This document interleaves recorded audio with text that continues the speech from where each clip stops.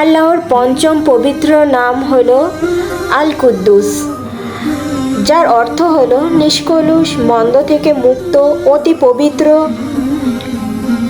আল কুদ্দুস নামের ফজিলত হলো যে ব্যক্তি প্রত্যহ জাওয়ালের অর্থাৎ দুপুরের সূর্য ঢলে যাওয়ার পরে এ পবিত্র নাম বেশি করে পাঠ করবে, ইনশাআল্লাহ তার অন্তর সমস্ত রুহানি ব্যাধি থেকে মুক্ত হয়ে যাবে।